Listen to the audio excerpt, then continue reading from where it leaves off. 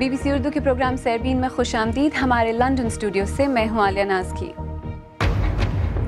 افغانستان کے سابق صدر حامد کرزئی نے BBC اردو کے ساتھ ایک خصوصی انٹرویو میں الزام لگایا ہے کہ پاکستان افغانستان پر قبضہ کرنا چاہتا تھا. It did that. It definitely tried that by sowing disunity in the Afghan people through the employment in their service of extreme radicalism. Europe کے ان خوبصورت قصبوں سے کیوں نوجوان شدت پسندی کی جانب مائل ہو رہے ہیں؟ ان کو بچانے کے لیے مسلمان کمیونٹی کیا کر رہی ہے؟ اور انڈیا نے ملک میں اندرونی طور پر اسلحہ بنانے کے لیے اربوں ڈالر کی سرمایہ کاری کا منصوبہ بنایا ہے.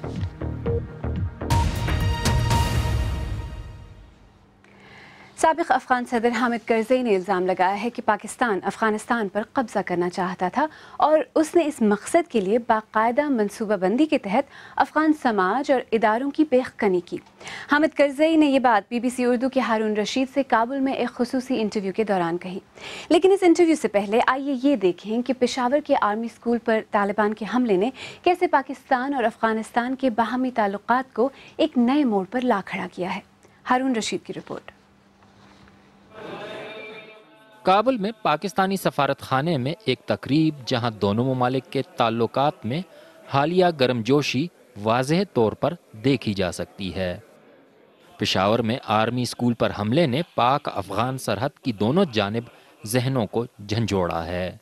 حکام تاہم مانتے ہیں کہ دونوں ممالک کو جن مشکل چیلنجوں کا سامنا ہے ان کے حل ہونے میں خلوص نیت کے ساتھ ساتھ وقت بھی چاہیے ہوگا.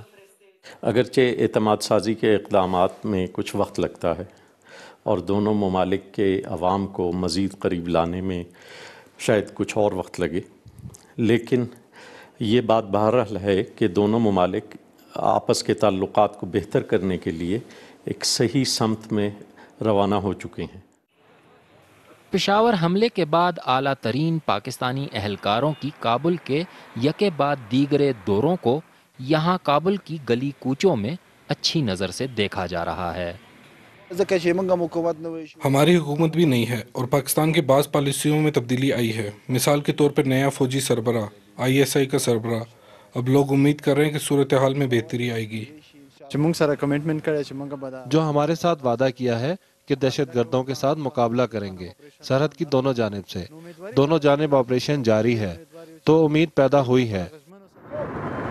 پاکستان اور افغانستان نے ایک دوسرے کے ساتھ بہتر تعلقات کے لیے پر اعتماد اقدامات اٹھائے ہیں، لیکن پاکستان کی طرح یہاں کابل کے لوگ بھی یہ سوال پوچھ رہے ہیں کہ آیا ایک ملک کا دشمن دوسرے ملک کا دشمن بھی قرار دیا جائے گا یا نہیں. Haroon Rashid, BBC news, Kabul. اب اہم سوال یہ ہے کہ دہشت گردی کے شکار دونوں ملک شدت پسندوں کو اب تک مشترکہ دشمن کیوں نہیں سمجھ پائے تھے؟ ہارون رشید کے اسی سوال کے جواب میں سابق افغان صدر حامد کرزئی نے سارا الزام پاکستان پر دھر دیا. No Afghan government, no Afghan leader has tried as much as I did with Pakistan. میں نے بہت زیادہ کوشش کی. کسی افغان حکومت، کسی افغان رہنما نے اتنی کوشش نہیں کی جتنی کہ میں نے کی. جب سوویت یونین یہاں سے گیا تو امریکہ نے افغانستان کو چھوڑ دیا، خاص طور پر پاکستان کی سازشوں کے لیے اسے چھوڑ دیا، اور پاکستان نے اس وقت ایک پڑوسی کے طور پر مستحکم، دوستانہ اور خود مختار افغانستان کی کوشش نہیں کی. پاکستان نے یہی سوچا کہ وہ افغانستان پہ قبضہ کرنے کے لیے تیار ہے. Pakistan felt that now it was ready to take over Afghanistan. آپ واقعی سمجھتے ہیں کہ پاکستان افغانستان پر قبضہ کرنا چاہتا تھا؟ Sure, definitely it did that. بالکل، یقیناً اس نے یہ کیا. اس نے یقیناً افغان لوگوں میں نفاق کا بیج بو کر اور حد درجہ انتہا پسندی اور تشدد کو بروئے کار لا کر اس کی کوشش کی. میری پاکستان میں اعلیٰ اہلکاروں سے باتیں ہوتی رہتی ہیں اور وہ کہتے ہیں کہ آپ کا جو دور اقتدار تھا وہ پاکستان کے ساتھ تعلقات کے اعتبار سے سب سے برا وقت تھا. They wanted a relationship where Afghanistan. وہ ایسے تعلقات چاہتے تھے جن میں افغانستان خوشحال نہ ہو، جہاں افغانستان اپنی آزادی اور خارجہ پالیسی سے دستبردار ہو جائے، جبکہ پاکستان یا پاکستان کی سیکیورٹی اسٹیبلشمنٹ افغانستان کو ایک کمزور تر اور تابع ملک کے طور پر دیکھتی جو ہم نہیں ہونے دے سکتے تھے اور ہم نہیں ہونے دیں گے، کبھی نہیں ہونے دیں گے۔ ہم دو خود مختار ملکوں کے درمیان تعلقات چاہتے ہیں۔ پاکستانی حکام خاص کر فوج کا کہنا ہے کہ انہوں نے افغانستان کو شمالی وزیرستان میں آپریشن شروع کرنے سے پہلے آگاہ کر دیا تھا، لیکن سرحد کی دوسری طرف مناسب اقدامات نہیں ہوئے، جس کی وجہ سے شدت پسند جو ہیں وہ فرار ہونے میں کامیاب رہے۔ یہ سچ نہیں ہے۔ عسکریت پسندوں کو ہم نے ضرور روکا، عام لوگوں کو، پناہ گزینوں کو ہم نے نہیں روکا، تو اس پر ہمارے درمیان اختلاف رائے پایا جاتا ہے۔ ہم سمجھتے ہیں کہ وزیرستان کے لوگوں کے خلاف آپریشن شروع کرنا دہشت گردوں کے خلاف آپریشن شروع کرنا نہیں ہے۔ ہم عام لوگوں کے بجائے دہشت گردوں اور ان کی پناہ گاہوں کے خلاف آپریشن چاہتے ہیں۔ میران شاہ کے بازار پر بمباری کرنا دہشت گردی کے خلاف لڑائی نہیں ہے۔ پاکستان الزام لگا رہا ہے کہ ملا فضل اللہ جو ہیں پاکستانی طالبان کے رہنما، وہ اس وقت افغانستان میں ہیں اور ان کو افغانستان جان بوجھ کر نہیں پکڑ رہا۔ I don't deny that Mullah Fazl Allah may be in Afghanistan. میں اس سے انکار نہیں کرتا کہ شاید ملا فضل اللہ افغانستان کے اندر ہوں، میں نہیں جانتا، اسی لیے اس کی نفی بھی نہیں کرتا۔ اگر افغانستان کے پاس یہ صلاحیت ہے کہ وہ افغانستان میں چھپے ہوئے پاکستانی جنگجوؤں کو اس کے حوالے کرے تو اس سے افغانستان کو طاقت ملے گی، مگر مجھے معلوم ہے کہ افغانستان کے پاس یہ صلاحیت نہیں ہے۔ تو اگر ملا فضل اللہ یا ان جیسے دوسرے جنگجو افغانستان میں ہیں تو اس کی وجہ جنگ کی دھند ہے اور خطے میں عدم استحکام ہے جو پاکستان نے خود اپنی پالیسیوں کے ذریعے پیدا کیا ہے۔ کیا آپ سمجھتے ہیں کہ پشاور اسکول حملے کے بعد پاکستان کی جو سیکیورٹی اسٹیبلشمنٹ ہے اس کی سوچ میں کوئی تبدیلی آئی ہے؟ I hope so. I thought the attack on the GH میں اس کی امید کرتا ہوں۔ میں نے سوچا تھا کہ یہ تبدیلی کئی برس پہلے GHQ پر حملے کے بعد پیدا ہو جائے گی۔ میں یہ بھی سوچتا تھا کہ پاکستان کے دیگر علاقوں میں ہونے والے حملوں سے یہ تبدیلی آ جائے گی، یا مسجدوں اور عام شہریوں پر ہونے والے بے تحاشا حملوں سے یہ تبدیلی آ جائے گی، مگر ایسا نہیں ہوا۔ پاکستان کو شدت پسندی کو ہتھیار کے طور پر استعمال کرنا بند کرنا ہوگا۔ جب یہ رک جائے گا تو سب چیزیں ٹھیک ہو جائیں گی۔ سابق افغان صدر حامد کرزئی جنہوں نے کابل میں ہارون رشید سے بات کی۔ آئیے اب ایک نظر دیگر اہم موضوعات پر ڈالتے ہیں۔ کابل میں شادی کی ایک تقریب کے دوران جب عاقل محمد وقیر کو قتل کیا گیا تو وہ سن 2015 میں افغانستان میں قتل ہونے والے پہلے صحافی بن گئے۔ تنظیم ہیومن رائٹس واچ کا کہنا ہے کہ افغانستان میں صحافیوں کو درپیش خطرات میں اضافہ ہو رہا ہے۔ دنیا کی سب سے کم عمر جمہوریت میں اظہار رائے کی آزادی خطرے میں ہے۔ کابل سے ڈیوڈ لوئن کی رپورٹ پیش کر رہے ہیں اسد علی۔ نئے افغانستان کی کامیابیوں میں ایک آزاد میڈیا کا قیام ہے۔ یہاں ایک خاتون صحافی ملک کی فوج میں کمیونیکیشن کے ذمہ دار ایک جنرل کو آڑے ہاتھوں لے رہی ہیں، لیکن اس کا یہ مطلب نہیں کہ سب ٹھیک ہے۔ صحافیوں کا قتل اور ان کو دھمکیاں بھی ایک حقیقت ہے۔ میڈیا کے خلاف کارروائیاں کرنے والے سمجھتے ہیں کہ وہ بچ جائیں گے، اس سے انہیں شہ ملتی ہے اور وہ پھر وہی کام دوبارہ کرتے ہیں۔ ایک مقامی ریڈیو اسٹیشن پر کام کرنے والے صحافی عاقل محمد وقار افغانستان میں سن 2015 میں قتل کیے جانے والے پہلے صحافی ہیں۔ قتل ہونے والے اس صحافی کے ساتھیوں نے اس واقعے کے خلاف مظاہرہ بھی کیا۔ صحافیوں، خاص طور پر دیہاتی علاقے کے صحافیوں نے ہیومن رائٹس واچ کو بتایا کہ انہیں زمینوں پر قبضے کی خبریں دینے پر دھمکیاں ملتی ہیں۔ اسی وجہ سے کئی لوگ ایسے موضوعات پر خبروں سے ہاتھ کھینچ لیتے ہیں۔ ہر رات صحافی اور ایڈیٹر اپنی جان کا رسک لیتے ہوئے اخبار شائع کرتے ہیں، خاص طور پر اگر ان میں حکومت طالبان کے خلاف کوئی خبر ہو۔ ہمیں روزانہ دھمکیوں کا سامنا رہتا ہے۔ اب تو اگر مجھے دھمکی نہ ملے تو لگتا ہے کہ میں نے اپنا کام صحیح طریقے سے نہیں کیا۔ انسانی حقوق کے لیے کام کرنے والوں کا افغانستان کی حکومت سے مطالبہ ہے کہ وہ اظہار رائے کی آزادی کے لیے کام کرنے والوں کی حمایت میں کوئی کسر نہ اٹھا رکھے۔ کابل سے ڈیوڈ لوئن کی رپورٹ۔ فرانس میں شدت پسندی کے حالیہ واقعات کے بعد جن میں 17 افراد ہلاک ہوئے، ملک کے وزیر اعظم نے انسداد دہشت گردی کے لیے $490 ملین خرچ کرنے اور 2680 نئی اسامیوں کا اعلان کیا ہے۔ انہوں نے کہا کہ فرانس میں 3000 افراد ایسے ہیں جن پر نظر رکھنے کی ضرورت ہے۔ یمن میں اطلاعات کے مطابق حوثی باغیوں نے دارالحکومت صنعا میں صدر عبدالربو منصور ہادی کے گھر کے باہر سیکیورٹی کے انتظامات اپنے ہاتھ میں لے لیے ہیں۔ باغی صدر پر ملک میں شرکت اقتدار کے معاہدے کے لیے زور دے رہے ہیں۔ روس کے وزیر خارجہ سرگئی لاوروف نے امریکی صدر باراک اوباما کے سالانہ خطاب پر اپنے رد عمل میں کہا ہے کہ امریکہ دنیا میں اپنی اجارہ داری چاہتا ہے۔ صدر اوباما نے اپنے خطاب میں روس کی طرف سے کرائمیا کے الحاق کے حوالے سے کہا تھا کہ بڑی طاقتوں کو چھوٹے ممالک پر دھونس نہیں جمانا چاہیے۔ آپ BBC اردو کا پروگرام سیربین دیکھ رہے ہیں۔ پروگرام میں آگے چل کر دیکھیے گا، فرانس شدت پسندی کے مقابلے کے لیے خطیر رقم مختص کر رہا ہے۔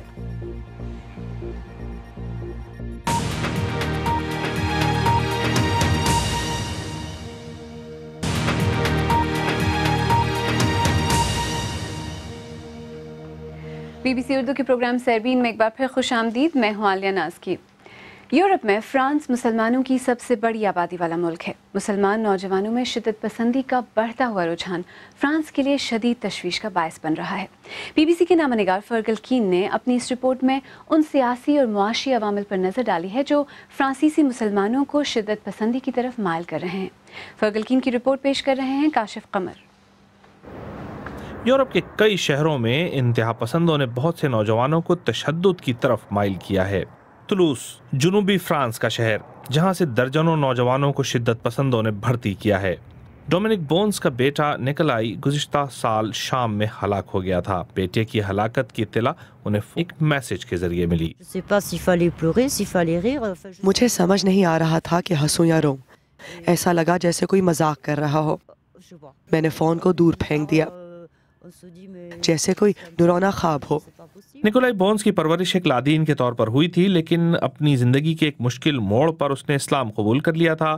اس کے والدین میں علیحدگی ہو گئی تھی اور وہ نشے کا عادی ہو چکا تھا۔ انتہا پسندوں سے رابطے میں آنے کے بعد وہ ان کی طرف راغب ہو گیا اور اپنے چھوٹے بھائی ڈینیل کو بھی اپنے ساتھ شامل کر لیا۔ دونوں شام میں مارے گئے۔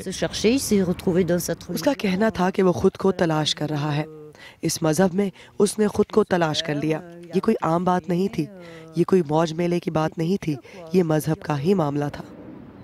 انتہا پسند مختلف سماجی پس منظر سے تعلق رکھنے والے پریشان نوجوانوں کو تشدد کی طرف مائل کر رہے ہیں۔ تولوز ہی میں جرائم میں ملوث محمد ماہر نے مبینہ طور پر یہودی بچوں اور فرانسیسی فوجیوں کو قتل کیا۔ معاشی طور پر پسماندہ علاقے میں پروان چڑھتے ہوئے مذہبی انتہا پسندی نے انہیں اپنے غصے کے اظہار کا موقع دیا تھا۔ فریڈرک مکارڈل ایک فٹ بال کوچ ہیں۔ وہ تن تنہا نوجوانوں کو انتہا پسندی پر چلنے سے بچانے کے لیے سرگرداں ہیں۔ ہم ایک ایسے پسماندہ علاقے میں بستے ہیں جہاں لوگ بے شمار سماجی مسائل کا شکار ہیں۔ فٹ بال کے ذریعے میں ان میں انسانی اقدار کی اہمیت اجاگر کرنے کی کوشش کر رہا ہوں تاکہ یہ سیدھا راستہ اختیار کریں۔ اگر انہیں زندگی میں کوئی مقصد مل جائے تو وہ انتہا پسندی کی جانب نہیں جائیں گے۔ ہر ایک کھلاڑی جسے بچا لیا جاتا ہے ایک اہم کامیابی ہے، ایسے نوجوانوں کے لیے جو معاشرے میں اپنے آپ کو بیکار سمجھتے ہیں۔ یہاں جو کچھ ہوا ہے اس کے بعد فرانس کے لوگوں نے تمام مسلمانوں کو ایک ساتھ سمجھنا شروع کر دیا ہے۔ چارلی ایبڈو پر حملے نے صورتحال مزید خراب کر دی ہے۔ اس کا مطلب یہ ہے کہ ہمیں روزگار اور بہتر زندگی کے حصول کے لیے دگنی کوشش کرنا ہوگی۔ فرانس پر حملے کے بعد ایک مرتبہ پھر مسجدیں توجہ کا مرکز ہیں۔ اس مسجد کے امام ہمیشہ سے انتہا پسندی کے خلاف رہے ہیں۔ اگر ہم ان کا خیال نہیں رکھیں گے تو وہ ان کی طرف چلے جائیں گے جو انہیں اپنائیت کا احساس اور ذہنی اور نفسیاتی مشکلات سے فرار کا راستہ دیں گے۔ اس سے نمٹنے کے لیے حکومت اور ہر شخص کو مل کر کام کرنا چاہیے۔ سخت سیکیورٹی اور اضافی سرمایہ کاری اس مسئلے سے نمٹنے کے لیے حکومتی حکمت عملی کا اہم جز ہوں گے، لیکن تولوز کے تجربے سے ظاہر ہو رہا ہے کہ جو لوگ تنہا اس کا مقابلہ کرنے کی کوشش میں ہیں ان کی مدد اور ان سے تعاون کتنا ضروری ہے۔ فرگل کین کی رپورٹ۔ ہماری ویب سائٹ bbcurdu.com پر اس وقت مقبول ترین خبر بالی ووڈ سے متعلق ہے۔ اس کے علاوہ اسلام آباد میں 6 مبینہ شدت پسندوں کی گرفتاری اور افغانستان کے سابق صدر حامد کرزئی کے ساتھ BBC اردو کی خصوصی بات چیت کی خبر بھی خوب پڑھی جا رہی ہے۔ इंडिया दुनिया भर में असलाह दरामद करने वाला सबसे बड़ा मुल्क है, जो कि 70% असलाह दरामद करता है। लेकिन इंडियन हुकूमत के ख्याल में इतने बड़े पैमाने पर असलाह दरामद करना उन्हें महंगा पड़ रहा है, लिहाजा उन्हें मुल्की सतह पर हथियार बनाने पर तवज्जो मरकूज करनी होगी। इसी मकसद के हुसूल के लिए $130 बिलियन का एक मंसूबा शुरू किया गया है। आशरी नीम की रिपोर्ट पेश कर रही हैं अंबर खैरी। क्या ये इंडियन आर्मी के लिए एक नई सुबह का आगाज़ है? राजस्थान की ये यूनिट फ़ौज की सबसे पुरानी यूनिट्स में से एक है। इंडियन हुकूमत अब इस यूनिट के असलहे को जदीद बनाने के लिए $130 बिलियन लागत के 8 साला मंसूबे पर काम कर रही है। लेकिन हुकूमत चाहती है कि इस मंसूबे को भारतीय फर्म्स पाए तकमील तक पहुँचाएँ। लार्सन एंड टूब्रो में इस हदफ को हासिल करने का आगाज़ किया गया है। ज़मीन से फ़िज़ा में मार करने वाला ये मिसाइल इंडिया में ही बनाया गया है। भारतीय हुकूमत की मज़ीद हथियार मुल्क में ही बनाने की ख्वाहिश के बाद अब ये निजी फर्म कॉन्ट्रैक्ट हासिल करने के लिए लॉबिंग कर रही है। नए कानून के तहत अब गैर मुल्की फर्म्स भारतीय कंपनियों में 49% शेयर्स हासिल कर सकती हैं। नेवी के पार्ट्स बनाने वाली वालचंद नगर इंडस्ट्रीज़ गैर मुल्की पार्टनर्स के साथ मिलकर काम करना चाहती है। मैं बड़े यकीन से कह सकता हूं कि आलमी कंपनियां इंडिया आने की मुंतज़िर हैं, क्योंकि बाकी दुनिया में इस कारोबार के मौके काफ़ी कम हैं। दिफाई तज्ज़ियाकार भी समझते हैं कि इंडियन मिलिट्री को अब नए हथियारों की ज़रूरत है।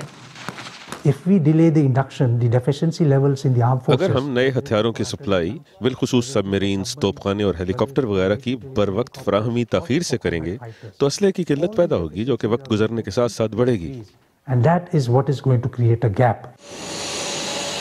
भारतीय हुकूमत का कहना है कि इंडियन आर्मी में असलहे के इस खला को पुर करने के लिए उन्हें करोड़ों डॉलर खर्च करने पड़ेंगे।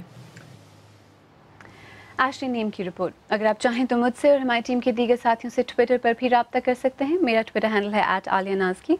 इसके साथ ही सरबीन इख्तिताम को पहुंचा। प्रोग्राम में पेश होने वाले मौज़ूआत पर अगर आप अपने ख्यालात का इजहार करना चाहें तो फेसबुक पर हमारा सफ़ा हाजिर है। आप हमारे ट्विटर हैंडल @BBC उर्दू के ज़रिए भी हमसे रब्ता कर सकते हैं। कल का प्रोग्राम इरम अब्बासी पेश करेंगी। तब तक हमारी वेबसाइट bbcurdu.com देखते रहिए। आलियानाज़की को अब इजाज़त दीजिए।